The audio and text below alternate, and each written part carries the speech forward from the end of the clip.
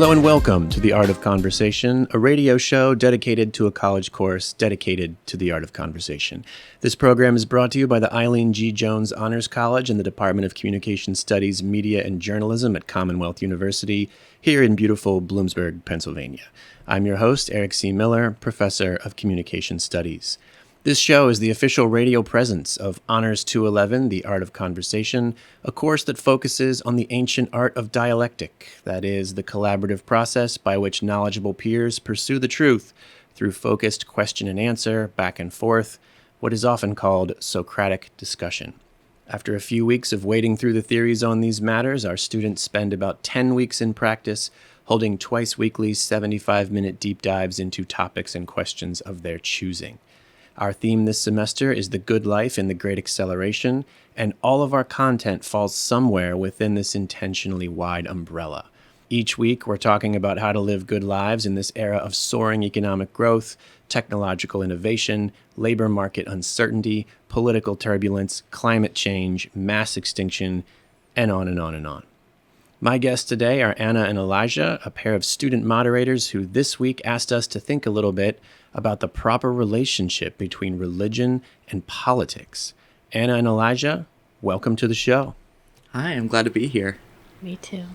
Before we dive into our subject matter, it is customary to have our guests tell us a little bit about themselves.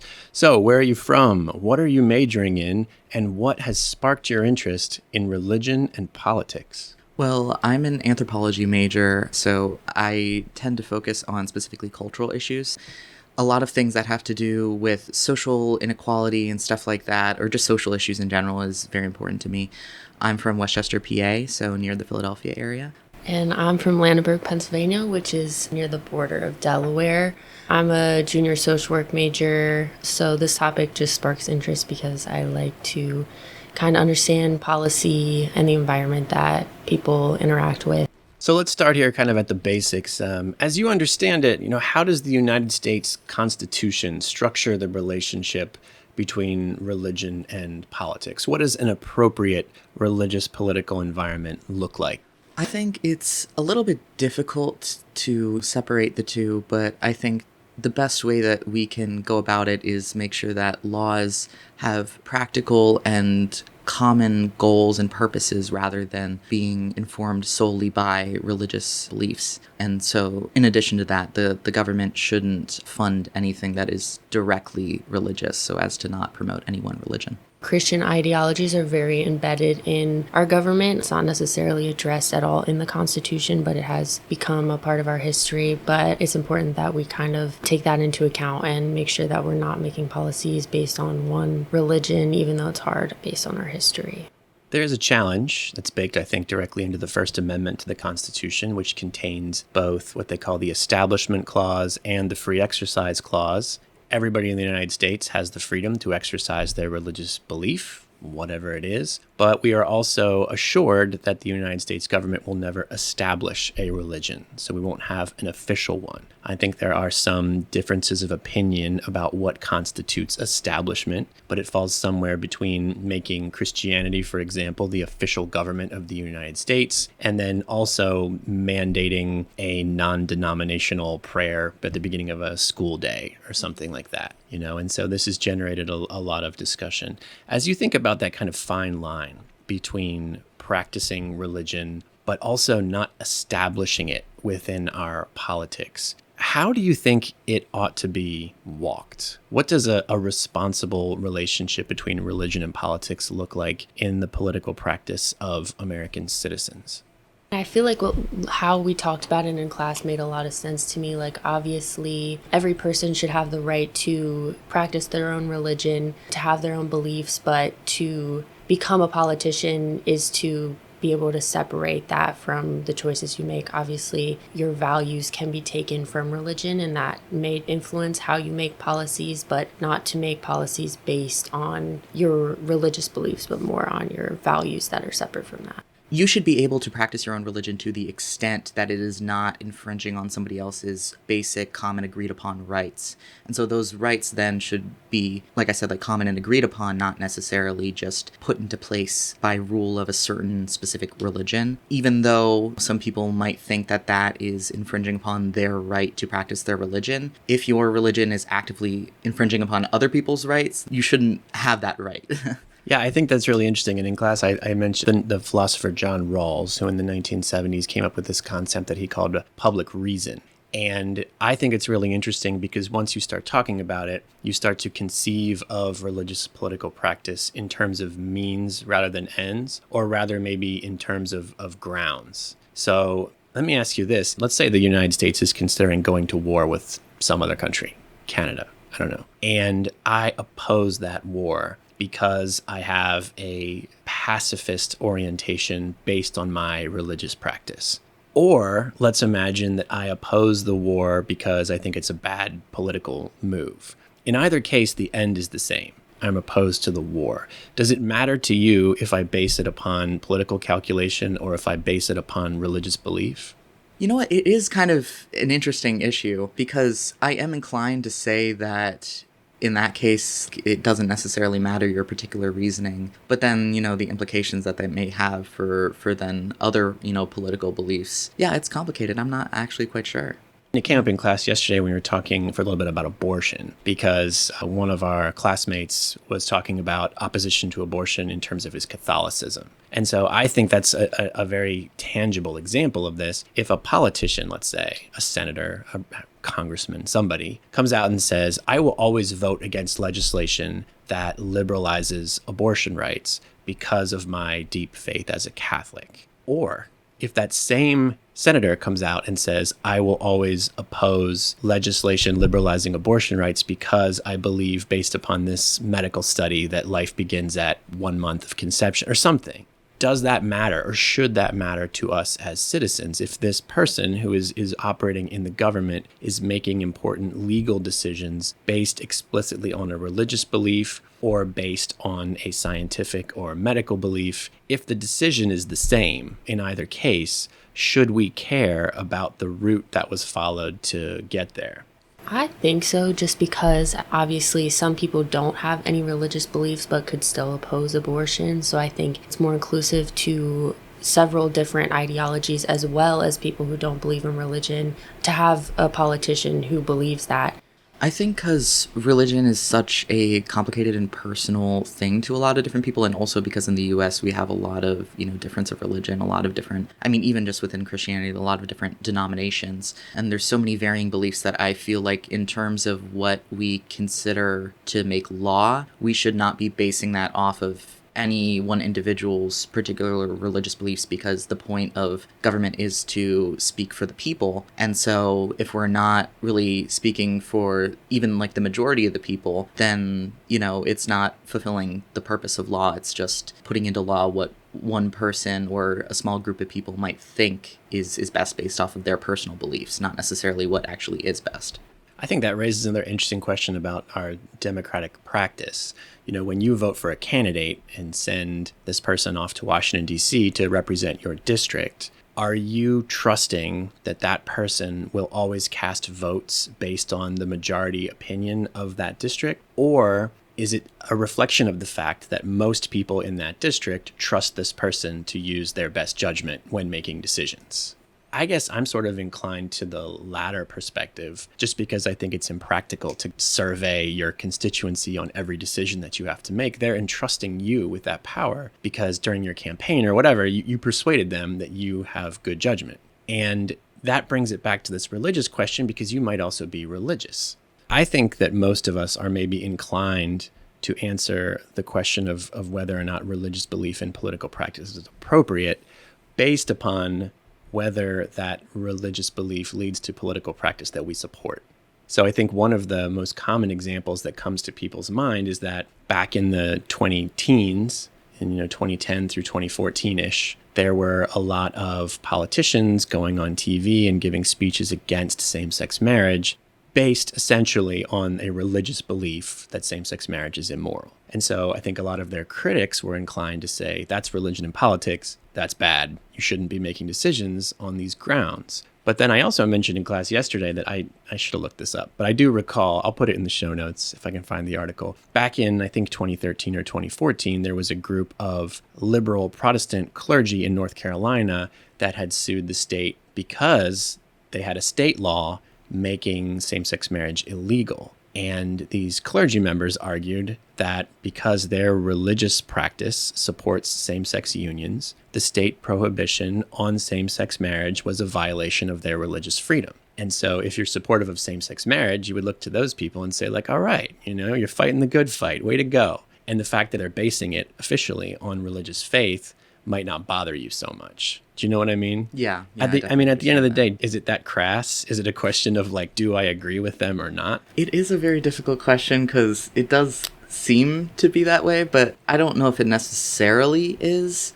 But I don't know. It's a bit complicated. What do you think? I mean, obviously, my opinion is that it should never have been like a issue to begin with. And I do think that it was inherently religious. When I hear about that instance, I'm like, okay, like, yes, I want them to be doing that and like supporting same-sex marriages to happen. But at the same time, like, yes, that is a religious practice.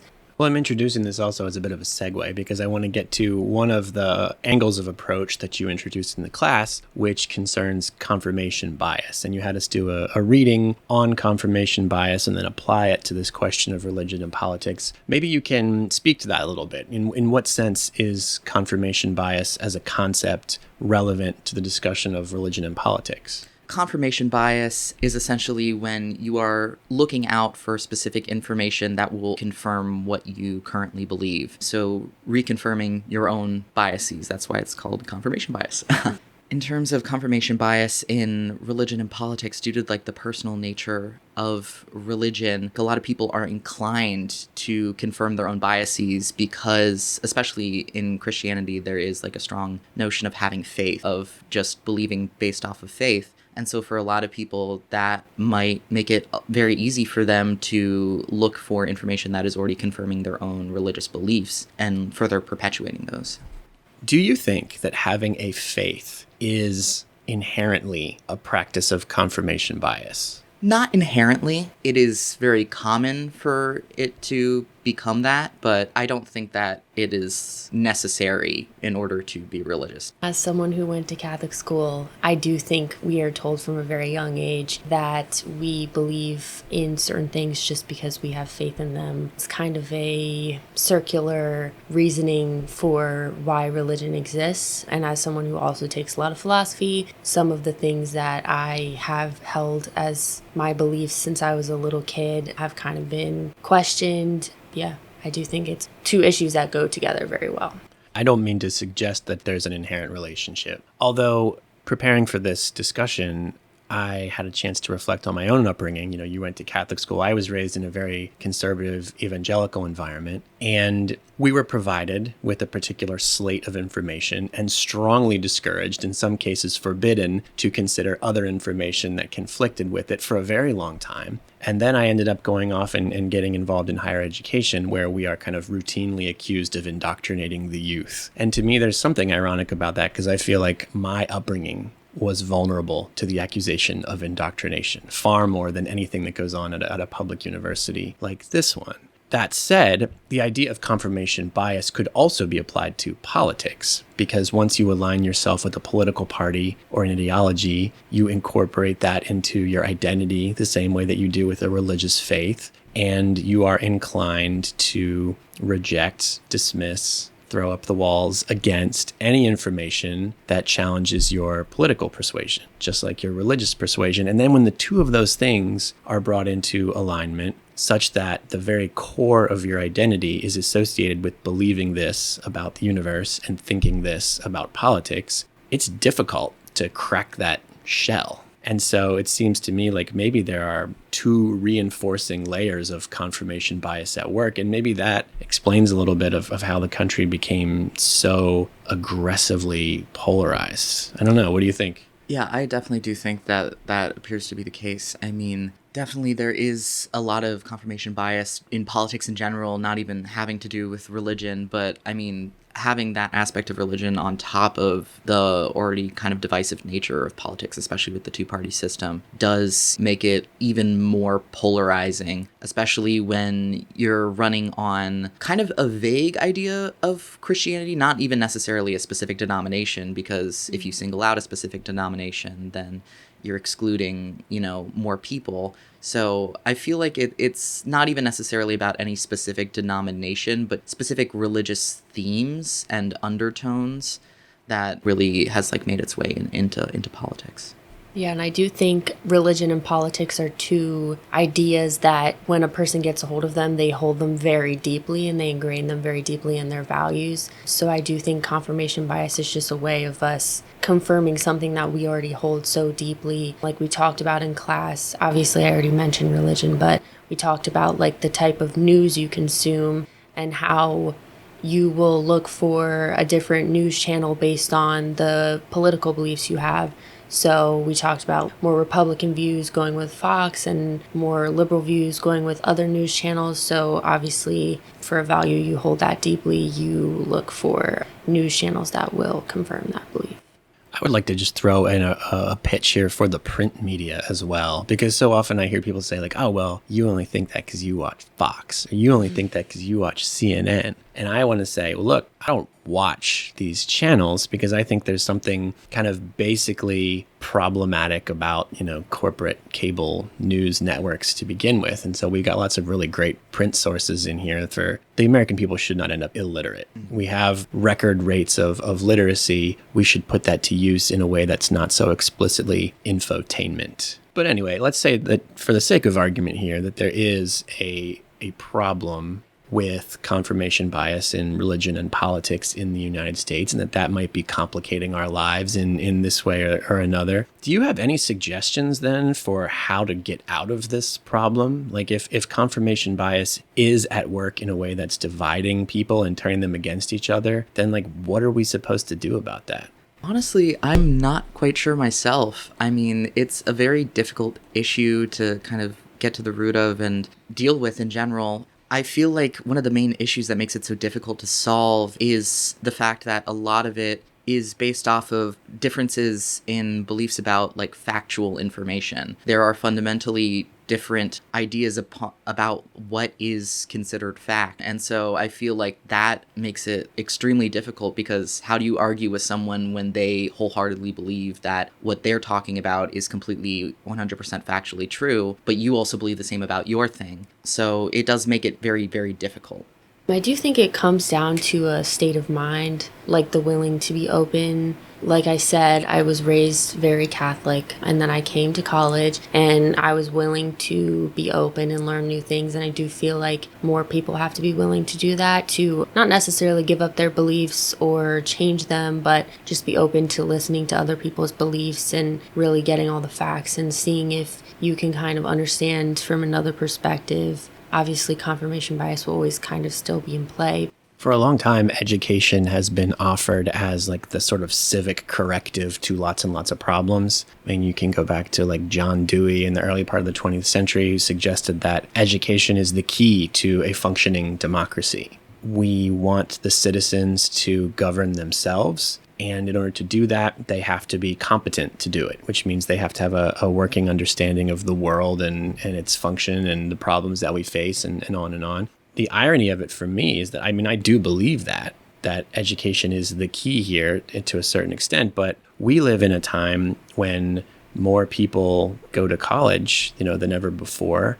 And yet we also have these basic disagreements and conflicts about what is real and what is true. And I'm not sure what to make of that. Do you have a sense of why our education system has apparently not solved this problem to this point?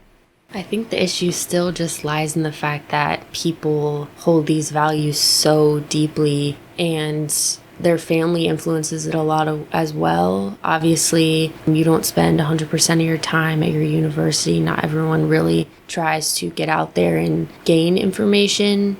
And also, people are still influenced by their family and how they were raised and the values that they hold. So I think it just kind of comes down to the willingness to be open to that information. I also really feel like it's kind of linked to culture and community in a lot of ways, where if you grow up in a specific community that seems to hold, similar beliefs and values, whether that's political or not, or religious or not, it really affects the way that you perceive the world. Even if you later, grow up and decide that you no longer hold those beliefs, it still, subconsciously will affect the way that you go and move around the world and perceive the world. And so I feel like having these strong connections to communities and the ideas that they hold really kind of makes it difficult to get through to people, especially if you're not from that community, because then it kind of creates this othering effect of them versus us, that kind of thing.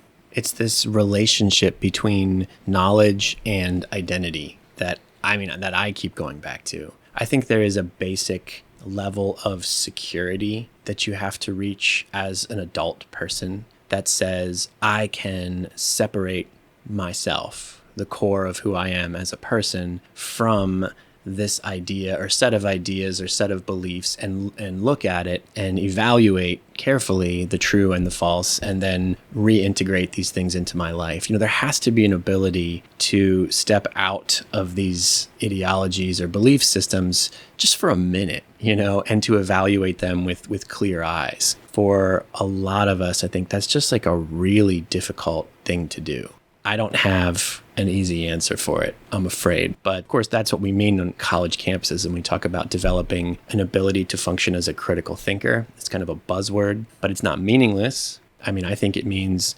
identifying a happy middle ground between gullibility, believing everything you hear, and closed-mindedness, shutting yourself off to anything that you don't like.